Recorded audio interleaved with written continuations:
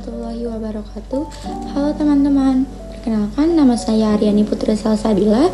Di sini saya akan menjelaskan materi tentang bank dan lembaga keuangan lainnya.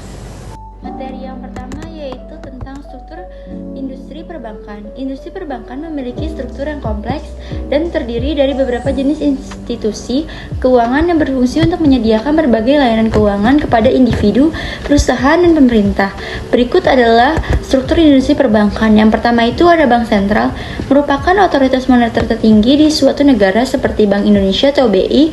Tugas utama Bank Sentral adalah mengatur kebijakan moneter, mengawasi perbankan, menjaga stabilitas harga, dan mengatur sirkulasi uang. Yang kedua itu ada Bank Umum, menyediakan berbagai layanan perbankan seperti tabungan, deposito, pinjaman, dan layanan pembayaran. Bank Umum juga terdapat menjadi dua. Yang pertama itu ada bank konvensional, beroperasi dengan prinsip bunga. Yang kedua itu ada bank syariah, beroperasi berdasarkan prinsip-prinsip syariah yang melarang riba atau bunga dan kegiatan spekulatif. Selanjutnya itu ada bank pengkreditan rakyat atau BPR, menyediakan layanan perbankan untuk masyarakat kecil dan UMKM dengan layanan lebih terbatas dibandingkan bank umum. BPR tidak diizinkan untuk menerima simpanan giro atau memberikan layanan falas.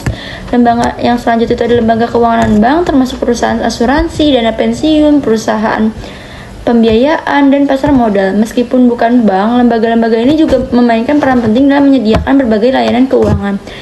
Yang terakhir itu ada otoritas pengawas di Indonesia atau biasa disebut dengan otoritas jasa keuangan atau OJK, bertanggung jawab untuk mengatur semua aktivitas perbankan dan lembaga keuangan untuk memastikan mereka beroperasi sesuai dengan peraturan yang berlaku. Struktur industri perbankan ini bekerja sama-sama untuk memastikan kelancaran sistem keuangan, mendukung pertumbuhan ekonomi, dan menjaga stabilitas keuangan di negara tersebut.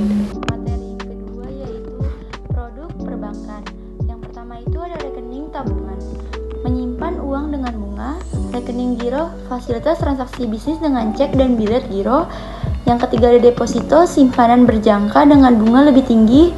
Yang keempat ada pinjaman atau kredit, termasuk kredit rumah, KPR, kendaraan, dan usaha. Yang kelima itu ada kartu kredit atau fasilitas pembayaran dengan kredit. Yang keenam ada transfer dan pembayaran, layanan transfer dana dan pembayaran tagihan. Yang ketujuh ada layanan syariah, produk keuangan sesuai prinsip syariah seperti tabungan dan pembiayaan syariah. Yang kedelapan ada investasi atau produk seperti reksadana dan obligasi. Lalu materi ketiga yaitu ada manajemen risiko, adalah proses identifikasi, penilaian, dan pengendalian risiko yang berpotensi mempengaruhi tujuan organisasi. Tujuannya adalah meminimalkan dampak negatif dari risiko tersebut. Proses ini melibatkan menjadi dua. Yang pertama itu ada identifikasi risiko, yaitu mengenali potensi risiko yang bisa terjadi.